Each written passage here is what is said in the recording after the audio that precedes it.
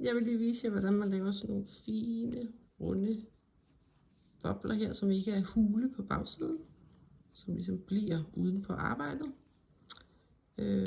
Jeg har nørdet det en del her på det sidste, og fundet frem til den måde, jeg bedst kan lide at lave det på. Først så strikker jeg hen til masken, hvorpå boblen skal være. Så hiver jeg faktisk pinden ud her lidt med vilje, så jeg ligesom kan hive lidt i masken der, så den bliver lidt mindre, for så får man ikke det der hul eller rum, der kan nogle gange kan være bag boblen, som ikke er så pænt. Så det er for at få et bedre resultat. Så skal jeg strikke 5 masker op i den maske. Det gør jeg sådan her. 1 op.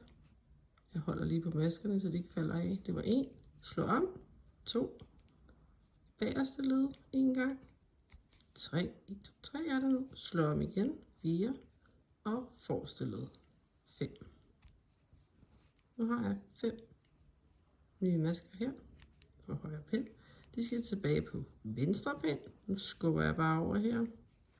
Konceptet er lidt det samme som i-kort, hvis du kender det. I hvert fald skubber du de 5 tilbage.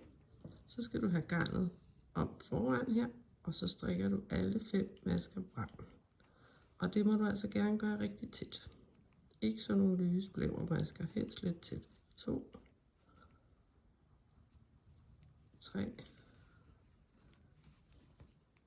og 4 og 5.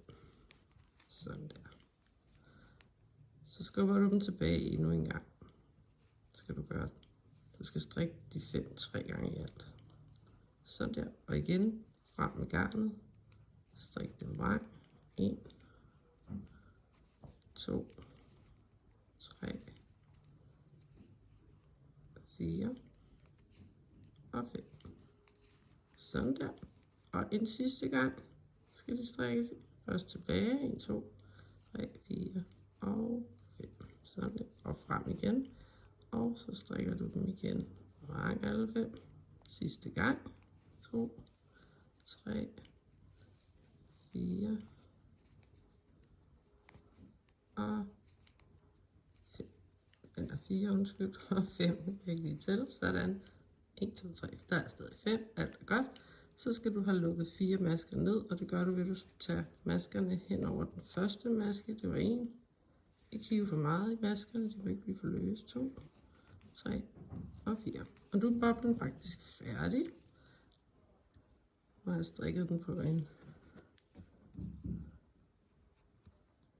lidt mindre pind end i de oprindelige her, så den er lidt mindre. Så skal du have den over på den oprindelige pind, og så strikker du videre i opskriften, som der nu måtte være, tralulalej, og så hiver du garn igen. Og så når du kommer til den næste gang, så skal du strikke stramt hen over maskerne, så der ikke opstår for store huller hernede under. På den måde så får du sådan nogle fine, runde bobler. Jeg håber, I kunne bruge det lille tip. God dag!